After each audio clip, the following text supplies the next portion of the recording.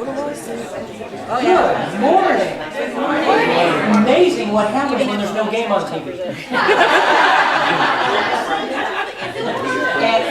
and sunshine. Oh my goodness, it's beautiful. I was in Portland all day yesterday, and all it did was rain, but it's still a beautiful place. And on the way over there, we're about halfway down the gorge, and I point, and here's one of the biggest bald eagles I've ever seen, sitting on a tree right at the end, just kind of looking at the river. And just about the time we got to him, he just turned and looked at us and went by. That was one of the biggest boys I'd seen. Cool time. Wow. Say, we have a couple of patron saints by the name of George Carlin and John Lennon. Yay, George and John. And by the way, we are the only church in the universe that starts services with the Doobie Brothers. Woo! Only one. I'm sure of it. I'm sure of it. Okay. And John said, well, I believe in God, but not as one thing. Not as the old man in the sky. I believe that what people call God is something in all of us. I believe that what Jesus and Muhammad and Buddha and all the rest were right is just the translations that have gone wrong. And George, equally as insightful, if it requires a uniform, it's a worthless endeavor. There you go. More t-shirts and sweatshirts. We did those ones, I know. And oh, here's Let It Snow somewhere else. Somebody on the East Coast could use that, right? No. My goodness, 3 feet of snow in places. Good grief, hurricane winds. Love where we live.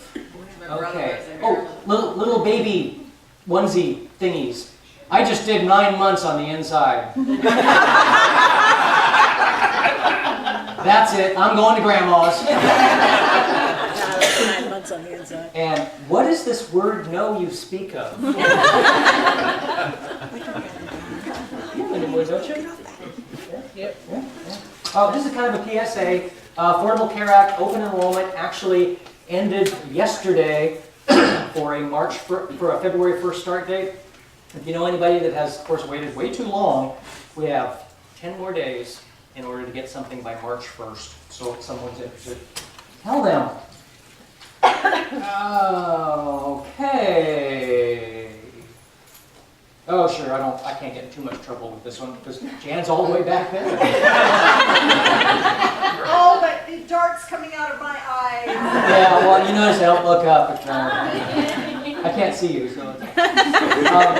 Son, Mom. When I was on the bus with Dad this morning, he told me to give up my seat to a lady. Mom says, "Well, that's the right thing to do." Son, "But Mom, I was sitting on Daddy's lap."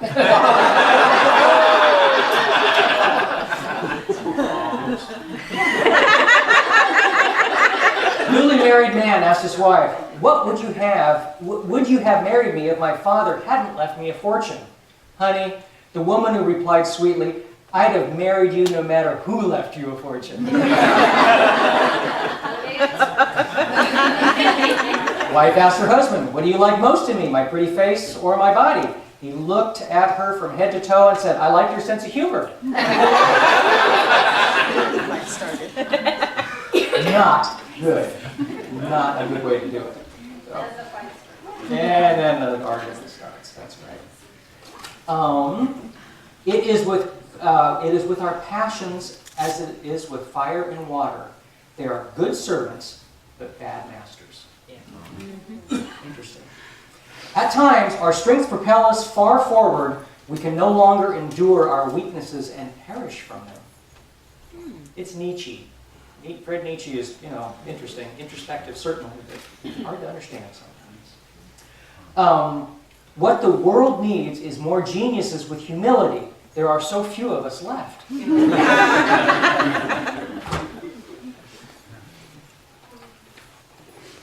Okay, this might take a second. Okay. Europeans of the 17th century developed a great passion for the use of finely powdered tobacco, or snuff. Englishmen of all sorts, rich and poor, learned and ignorant, were so inordinately fond of this stuff that it was nearly universal use throughout the island kingdom. For some decades, it was customary for a person to grate his tobacco on the spot. Hence, snuff users were equipped with elaborate boxes that held coarse tobacco with spoons, graters attached. Some were made with ivory or other exotic substances, while kings and emperors insisted upon having snuff boxes of solid gold set in jewels. Use of individual snuff graters ceased with the advent of commercially ground mixtures, but connoisseurs continued to pride themselves on knowing their snuff. A sharp fellow, not easily deceived, was likely to be described as up to snuff. Charles Dickens used this term several times. It was natural that in popular speech, a negative form of a descriptive phrase should be coined to label a simpleton or gullible fellow.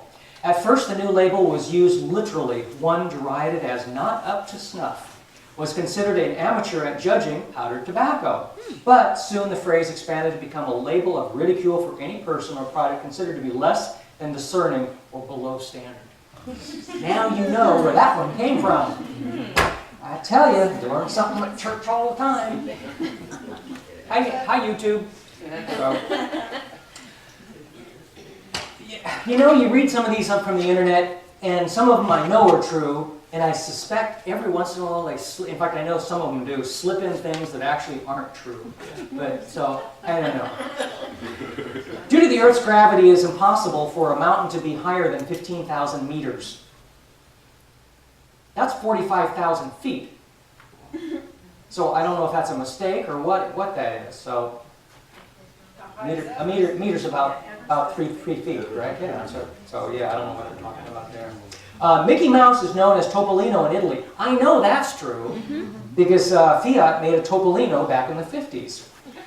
Soldiers do not march, and this is another one. Soldiers do not march in step when going across bridges because they could set up a vibration that could be sufficient to knock down the bridge. That's true. Yeah, that's true.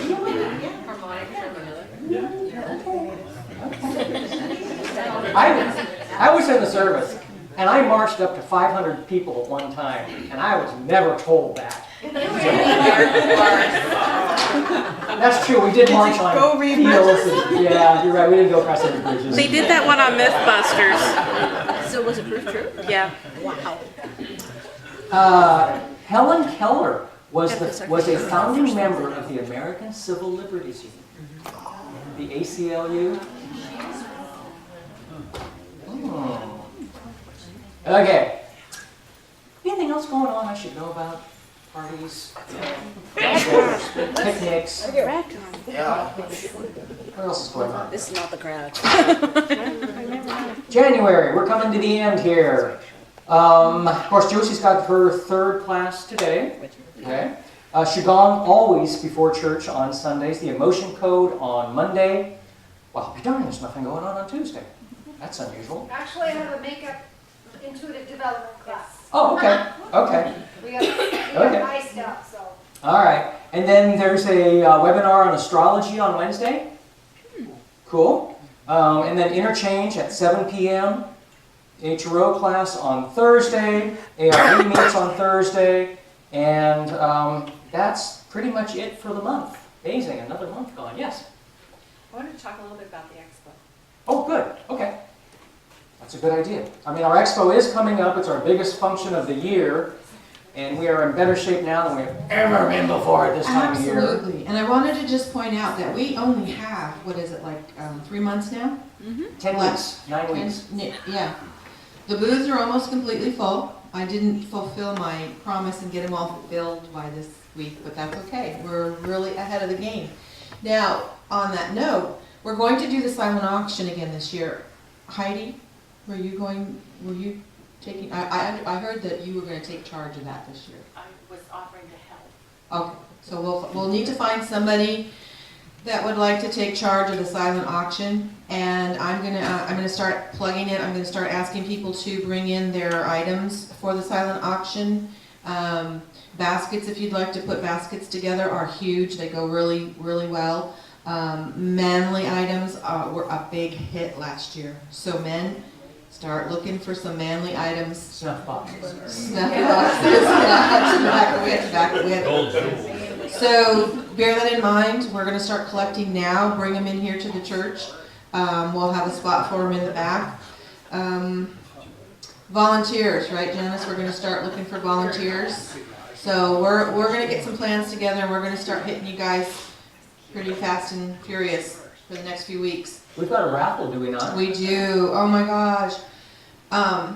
Chris Richards has done another quilt. Chris Powell. Chris Powell. Sorry. Richard was in my mind. Chris Powell has done another quilt. She's posted it on the Divine Fellowship Facebook page. It's gorgeous. Absolutely amazing. This it's a work of art. It's 3D. It's amazing. We are going to start pre-selling the tickets for this raffle. So, I'm not sure if we've settled on a price yet. $2 each. Oh, really? Oh my gosh, $2 each. Whoa. Wow. I was going to say $5, but here we go. $2 each. So that is a steal. So we're going to have that set up. I'll probably set up in the foyer like I've done before. Start selling the tickets now. So you have plenty of time for the raffle. You know, getting your tickets in. Okay? Anything else I'm missing about that? Okay. Okay.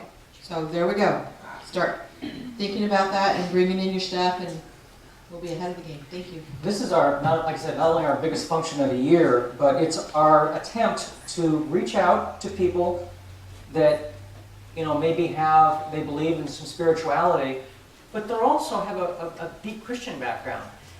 But they see that, you know, both of them really can work together just fine, but they're not sure how to do that. Didn't know there was a group of people that do this, and so it is our way of doing that, and we need volunteers because we can't do it without you. This will be our 15th year? 16th year for the show. How many people came to the Divine Fellowship because of an expo? There you go. This is our outreach. Yeah. in our community. Yeah. So, thank you. How children perceive grandparents. These are just shorties.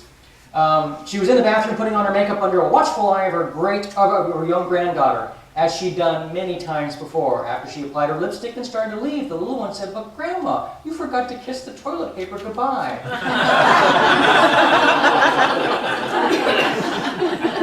That's cute. Poor lady will never look at toilet paper again. My young grandson called the other day to wish me happy birthday. He asked me how old I was. I told him 62. My grandson was quiet for a moment and then asked, "Did you start at 1?" Good enough for today. Let's sing a song. And I actually remember Down to the River to Pray. Old gospel song. Fun stuff. I know her last name is Krause. I can't remember. Allison.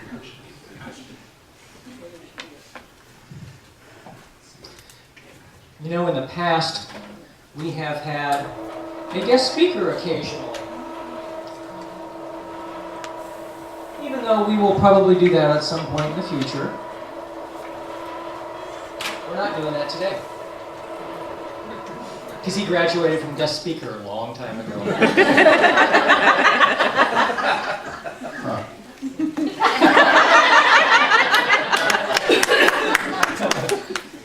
We love him, Christopher.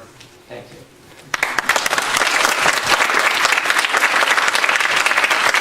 Thank you, Joel. Nice to be graduated, huh? Oh, we love it. Namaste. Namaste. And morning. Wow.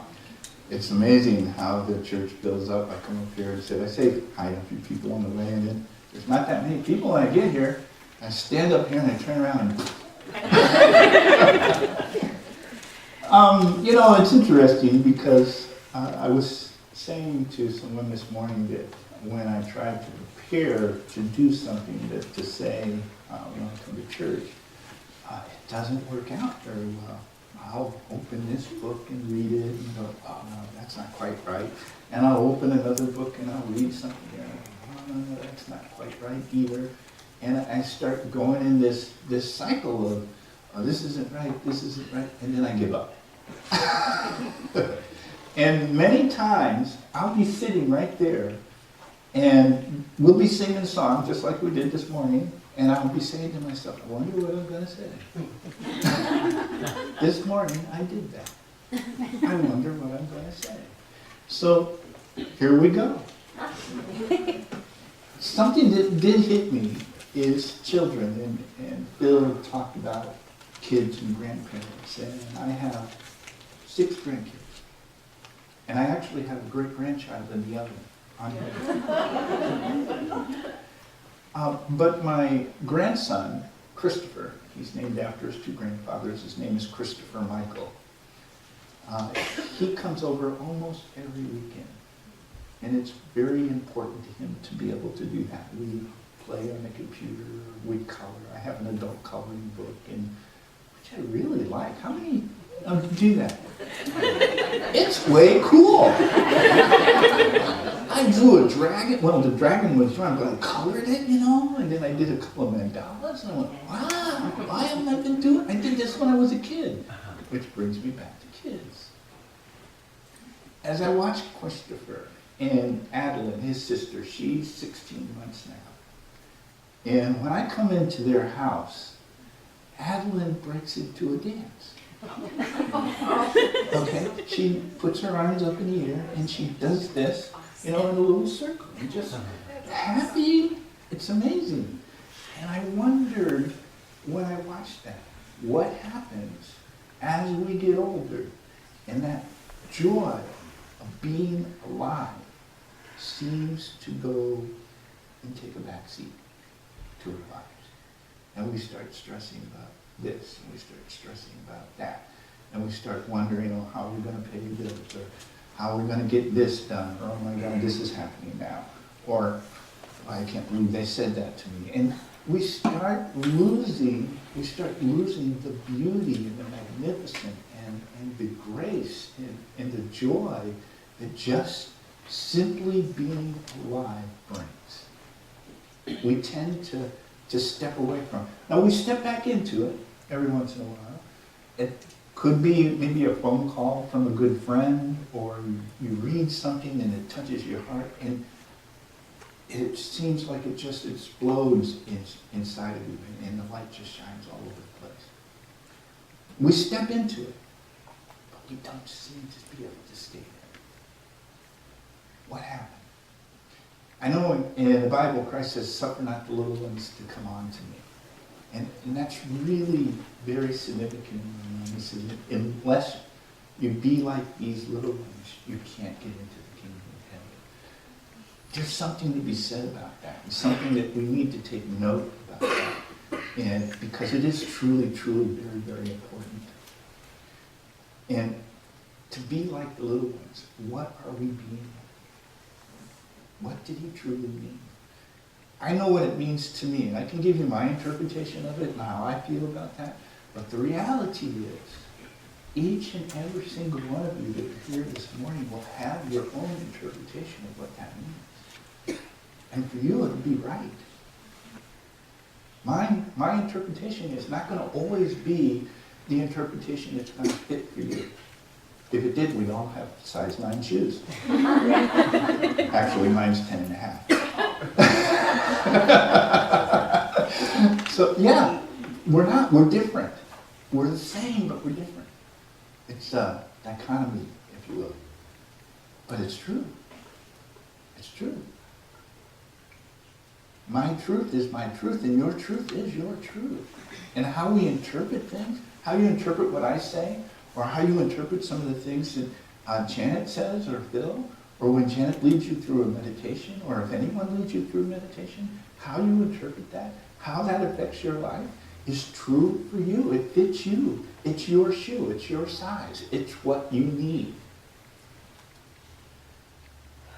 I can stand up here and speak and say something, and it might touch off something in you that makes something else happen. Did I do that? I would like to say no. You did it. Okay? You did. I can't, well, let me say this. You know the expression, you can lead a horse to water, but you can't make it drink? Mm-hmm. Yeah, I can maybe lead you to water, But if you don't want to drink, you're not gonna. It doesn't matter what I say.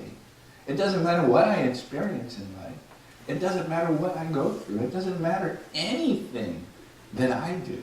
What matters is what you do and what you think, how you feel about yourself, and how you look at yourself as an eternal being. I can't change your minds. I can't walk your walk. And when I come here, I share what I think and what I feel. And I share it with all sincerity. I truly do. But I also realize as I do that, it touches you. Great. That's really what I want to do. But I know if it touches you, it's because you allow it. I don't allow it. It's because something in you opens up. Something in you decides to take this step. Something in you decides to reach out, put your hand on the doorknob, and open the door and walk through it. You're the only one that can do that. All I can do is encourage you and tell you that you are truly beautiful beings, that you are, because you are. But only you can truly embrace that, and only you can walk through those doors. I can't do that for you. To be honest, sometimes I have trouble doing that for me. I have down times. I'm not always up. Sometimes, even as I've been going through this thing with cancer, and it's been a crazy adventure for me. Trust me, it's been crazy. But there'll be times when I'll be down about it. I'll look at my granddaughter that's 16, 17 months now, and I wonder how old will she be before I won't be able to look at her. And that'll get me down sometimes. And other times it's just, no problem. I'm always going to be watching. But I'm human too. I mean, I'm going through those kinds of things too. And I know sometimes I'll read something or somebody will say something to me and it touches me. And it helps me walk through a door. And it helps me feel love. And it helps me see the light. And every single one of us in here has that ability to do that. You might not even know you do it when you do it. You might say something to a person and not think 2 seconds about it after it's done and go about your merry way, and you have changed that person's life forever. You have helped them open the door and walk through it. Didn't even know it. Didn't even know it. That's how it works. That's how it works. So be like children. Be that, and let that innocence come out. Sometimes it's really cracks me up because I used to be in a lot of business meetings. I'm kind of semi-retired now. I only do what I want to do because business world is like, I'm done. But I'm really not. They keep pulling me back into it. But I'll go to meetings and I'll see somebody in that meeting and I can tell they want to say something. And they don't. And the meeting goes on and all of these decisions are made and people all line up and they go, yeah, we've got our marching orders, we're going to do this, we're going to do that. And then poof, they never say what they're going to say. And so a lot of times, what I'll do, because I tend to really kind of be observant, I'll go over to that person a little later and go, so what do you think? I'll try to pull it out of them and see what was going on in there, because I know something was going on. And I wanted to know about it, because I thought it might be important. More times than not, it is important.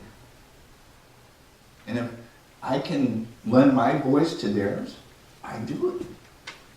I don't have a problem talking. I like to do it. So what happens when we're little? I thought about that. Do you remember the games you would play in kindergarten and first grade? Some of the games the teachers taught us to play. Let me hear a game or two. Duck, duck, goose. Okay, Tic-tac-toe. okay, Red Rover. yeah, Tag. War ball. uh-huh. How about Simon Says? Oh, yes. Mother may I. What does Simon Says do to that innocent little child? Think about that for a minute. They're all in a line. Somebody up there says, Simon Says, do this, and you do this. And then you go, do this, do that. And then if Simon didn't say that, you're out, or you have to go back. And if you do what Simon says, you get to take a step forward, right? Okay. So you learn that if I follow directions and do what I'm told, I get to go forward. And if I don't, I have to go back. I like that, right? That's confirmation. Yeah, right? So how do we break that? Because they've taught us now to go back when we listen and to what they say. And if we listen to what we say, well, that's not quite right. And there's a lot of things, I started thinking about it, there's a lot of things that are set up that way. And you know what? We carry them with us. It's part of the stuff we call baggage. We carry it with us. And it's really hard to break away from those old patterns. It's tough. They're habits, if you will. I talked about habits a couple of times. There's a great poem about habit, but basically what it says is a habit has the ability to raise you up and make you great, or to pull you down and make you suffer. All you have to do is take control of that. The habit will do the rest. The habit will do the rest. But you control it. Once you give it the power, it takes over like automatic, like cruise control in the car. Habits the same way. To make cruise control work in your car, you actually set the speed you want it to go at. To make habits work in your life, you have to set them up the way you want them to be. And then they'll work for you. But if you don't say no, it'll do whatever it wants. So that's important.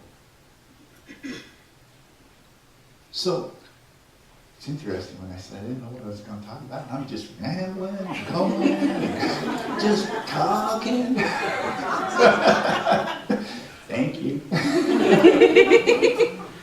It's funny, I'll kiss Nancy on the way out and go, I don't know what I'm talking about today. And she goes, yeah, don't worry.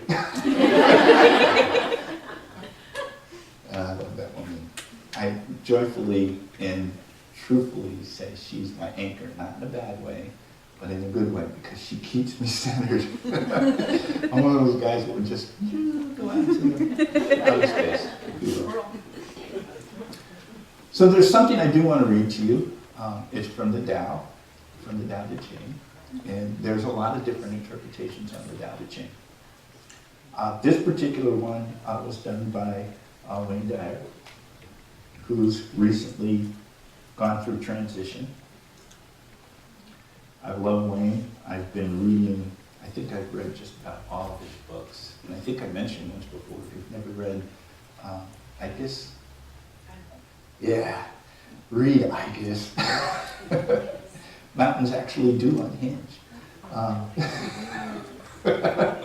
Very good. But this is from the Tao Te Ching, and if, how many are familiar with the Tao Te Ching? Just, okay. So for those of you that are not familiar with the Tao Te Ching, it was written by Lao Tzu. It's probably one of the oldest spiritual writings, if you will, that we know about. I forget what century it was, but it was way before Christ, way before the Bible, way before many, many, many, many things. And if you study the Tao Te Ching and then you study other Holy Scripture, you will find that passages out of the Tao Te Ching will show up in other scriptures. You'll see that in the one I'm going to read this morning. But what happened was, Lao Tzu was the keeper of the archives. and he got basically disillusioned with the way people were acting in his time. There was a lot of war going on, a lot of terrible things happening. So he decided to just ride off into the desert. And as he went through the gate, the guard at the gate knew of Lao Tzu and his wisdom and asked him to write down his wisdom before he left. And he did. There's 81 stanzas to the Tao Te Ching, if you will. And each one is really significant. If you want to take and do the Tao Te Ching as a meditation, I would suggest, yeah, do that. Take one stanza, either meditate on it for a day or for a week or for whatever it takes. I've been reading the Tao Te Ching for probably 35, 40 years now. Wonderful, wonderful book, and I still get beautiful insight and wisdom from it. So this is the 29th verse. In the Tao Te Ching, I should also say this, they refer to the 10,000 things, and the 10,000 things is all of creation. It's everything. Okay, so they just used the term 10,000 things.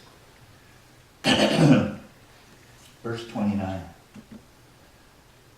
Do you think you can take over the universe and improve it? I do not believe it can be done. Everything under heaven is a sacred vessel and cannot be controlled. Trying to control leads to ruin.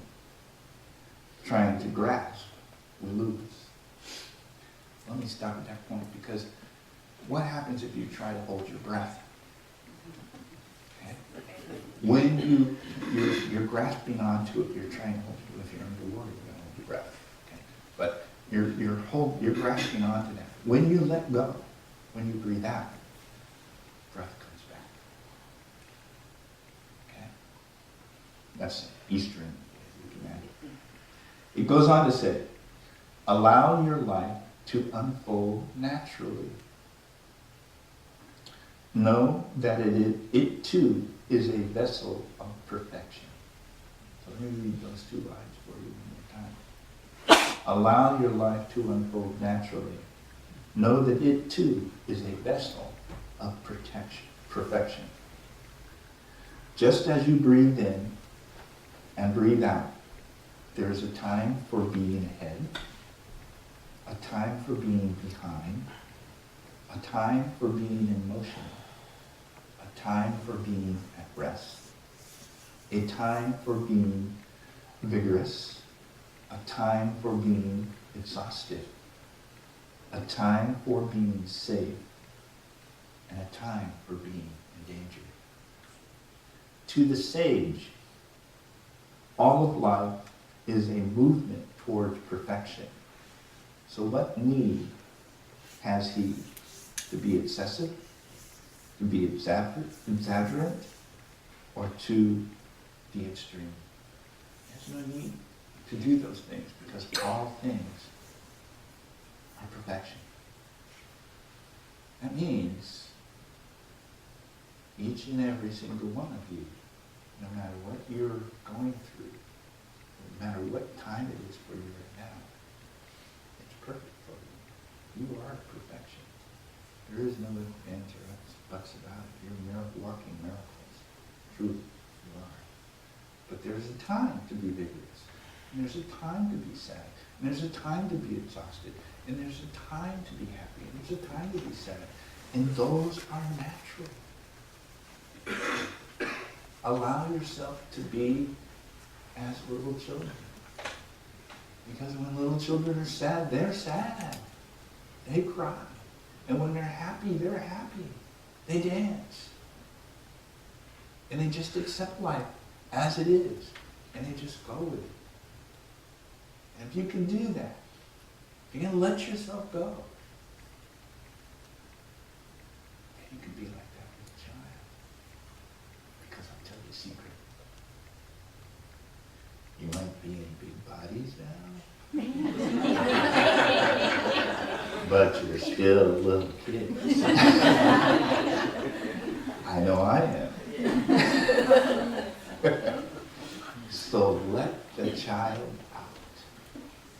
let the child out and enjoy being who you are.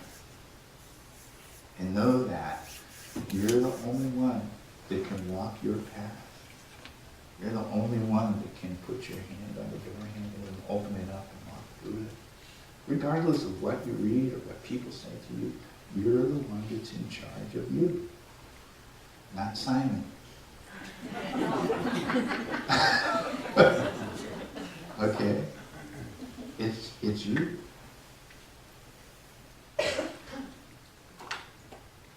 There's one more thing from the Tao that I wanted to read to you in closing this morning. And this is from the 54th verse. Whoever is planted in the Tao will not be rooted up. Whoever embraces the Tao will not slip away. Generations honor generations endlessly. Cultivated in itself, virtue is realized. Cultivated in the family, virtue overflows. Cultivated in the community, virtue increases. Cultivated in the state, virtue abounds. The Tao is everywhere. It has become everything. To truly see it as it is. In a person, see it as a person. In a family, see it as a family. In a country, see it as a country. In the world, see it as the world. How do I know that this is true? By looking inside myself. Namaste.